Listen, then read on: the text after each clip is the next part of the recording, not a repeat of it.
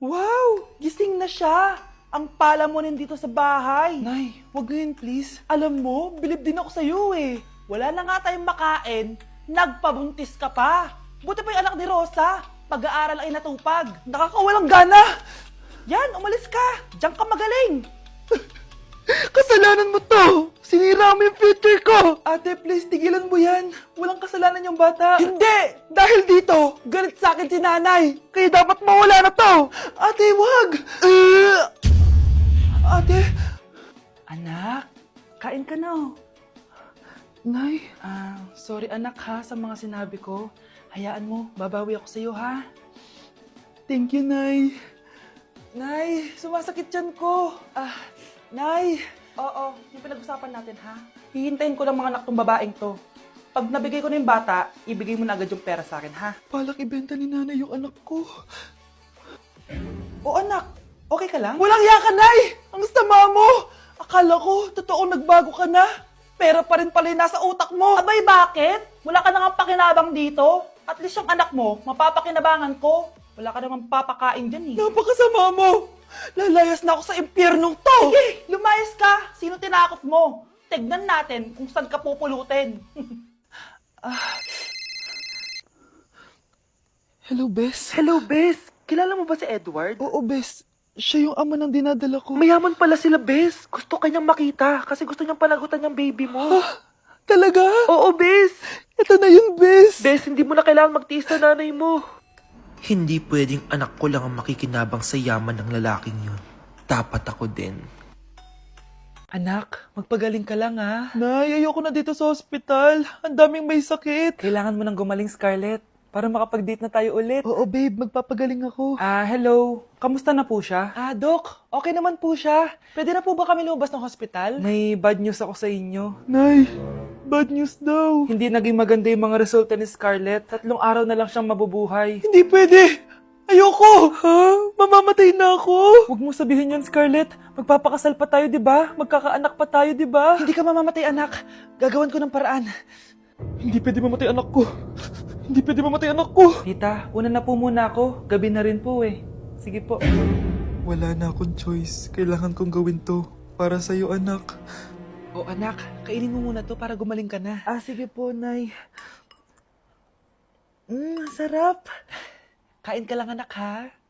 Hello. Kamusta siya? Doc, parang lumakas ako ngayon. Talaga, anak? Malakas ka na? May good news ako sa inyo. Naging okay lahat ng results ni Scarlett. Grabe, parang himala. Pwede na kayong lumabas dito sa hospital. Makakalabas na tayo ng hospital, Nay! Oo, anak! Gagawin ko lahat para sa'yo, anak. Sa wakas, nakauwi na din tayo, Nay. Namiss ko tong bahay natin. At dahil dyan, pagluluto kita ng paborito mong ulam, anak, para di ka na magkasakit. Grabe, ang sarap naman neto, Nay. Parang kakaiba yung karne neto, pero ang sarap. Kain ka lang, ha? Teka, Nay. Dumating po ba yung boyfriend ko? Nandito siya, anak. Totoo, Nay? Nasaan siya? Babe! Ayan siya. Kinakain mo.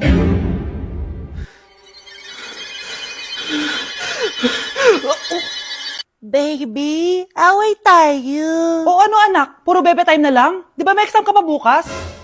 Opo, Nay. Try mo kaya mag-review para di ka puro bagsak. Diyos ko. Sige, Nay. Challenge accepted. Makaka-perfect ako sa exam bukas. Sino nagsabing hindi ko kaya mag-review? Baka Scarlett to. Ba't tumatawag na to? Bakit, Bes? Nag-review ako. Te, may bago akong chika. Importante ba yan? Importante. So, eto na nga. Go, Te! Spill the tea! Ano nangyari? 1 hour later. Siya. Sige na, Te. Mag-review na talaga ako. Storbo. Saan na ba ako? X, Y... Hala, break na sila. Ano nangyari? 1 hour later. Mag-review na nga ako.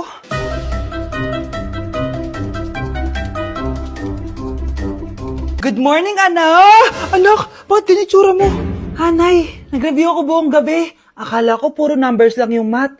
Bakit may X and Y? Di bale, anak, gamitin mo tong Radiance Glow Pure Blossom Elixirs ng YOU. Meron tong toner essence at illuminating serum. Ano naman yun, Nay? Ano to? Nakaka-bright, repair, at protekto ng skin. At di lang yun anak, nakaka-reduce to ng oiliness at ng skin texture. Suitable to for all skin types, kaya gamitin mo to para fresh ka bago ka mag-exam. Ay, ang fresh nga! Glass skin, no? Super lightweight at super dali lang pala i-apply nito, Nay. Go na anak, islay mo na yung exam mo. Good morning, class. Ready na ba kayo mag-exam? Sure nang makaka-perfect ako kasi nag-review ako. First question. Kung 5 ang kinain na pizza ni Maria at 2 ang sapatos ni Cardo, gaano kalayo ang Earth sa black hole?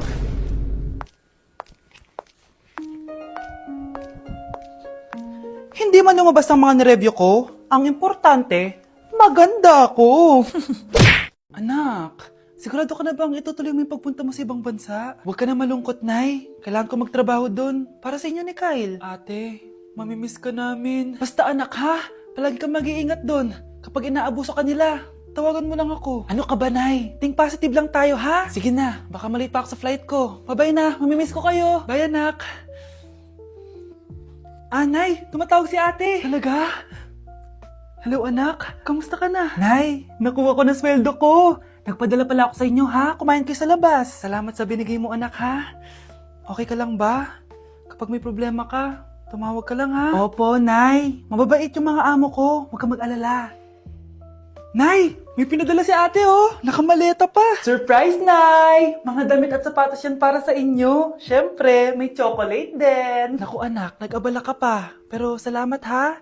Sana inipon mo na lang yung pinanggas mo dito. Okay lang, Nay. Tinaasan nga nila yung sweldo ko kasi magaling daw ako maglinis ng bahay. Sige, anak, galingan mo palalo, ha? Wow, ang daming laman!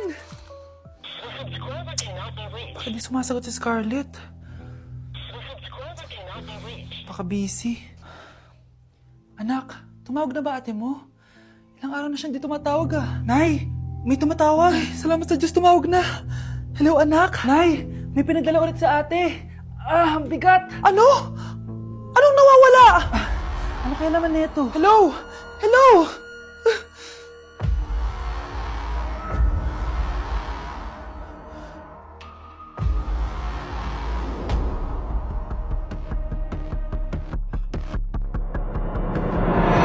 Ang isang 50% po ay mapupunta sa isa niyang anak. Ano? Baka yan yung isa naming anak na nawala? Oo, sa amin na lang yan. Ako! Ako ang isa pang anak ni Ramon. Oh, akala ko ba nawawala yung isang anak ni Ramon? Attorney naman, huwag ka maniwala dyan. May sakit kasi sa utak yan. Wala akong sakit, attorney. Maniwala ka, please. Kailangan ko pa ng sapat na ebidensya para maniwala ako sa'yo. Sige na, babalik na lang ako. Ito na ba yung bagong bahay ng anak ko? Ikaw babae ka? Sinubukan mo pang agawin sa amin ang kayamanan ng tatay mo? Ang sama nyo, tita! Gusto nyo kunin lahat! Well, hindi naman maniniwala sa'yo si attorney dahil wala kang ebidensya. Tao po, attorney po ito. Nandiyan si attorney. Halika dito. Ayan. Ikukulong muna kita dito sa bodega hanggat hindi ko pa nakukuha mga kayamanan. Yes, attorney. Hawak ko na ang 100% ng kayamanan ni Ramon. Nandito na ang titulo, papeles at cheque ng mga kayamanan niya. Ay! Salamat, attorney, ha? Scarlett, hindi ko na alam kung ano nangyayari sa nanay ko. Pero huwag ka mag-alala. Ako bahala sa'yo. Kailangan na matigil tong pinagagawa ni nanay. Tao po. Sino ka? Ako po yung nanay ni Scarlett, yung anak din ni Ramon. Totoo ba to? Pinagsasabi mong babae ka? Kami lang ang pamilya ni Ramon. Attorney, huwag ka magpaniwala dyan. Peke yan. Hindi to peke. Pwede mo ipacheck to sa attorney. Kaya ilabas mo na siya. Kinulong po ni nanay si Scarlett sa bodega. Ha? Anak?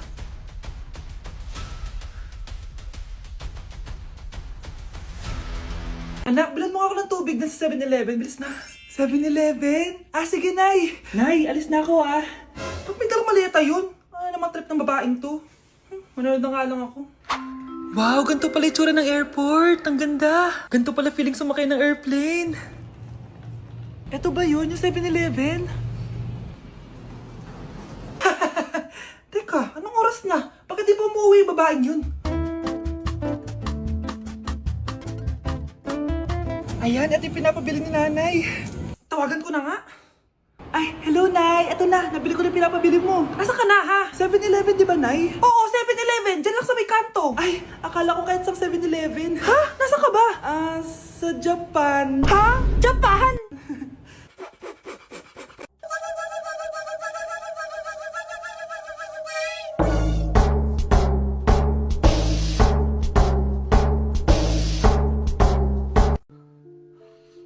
Oh, mahal, saan ka galing? Galing ako sa doktor, mahal. Nagpa-check up ako. Oh, anong sabi? Malala na daw yung damage sa kidney ko, mahal. Kailangan ko na maoperahan. Kung hindi, alam mo na. Mahal, may savings pa tayo. Gamitin natin yun para maoperahan ka na agad. Hindi ganun kadali yun, mahal.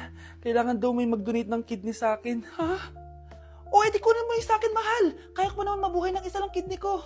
Sure ka ba? I love you, mahal. Alam mo namang gagawin ko lahat. Maging okay ka lang, di ba? Congrats po, ma'am, sir. Successful po yung operation yung dalawa. Salamat, Doc. Mahal, narinig mo ba yun? Okay ka na. Mabubuhay pa ako ng matagal, mahal. Salamat sa'yo.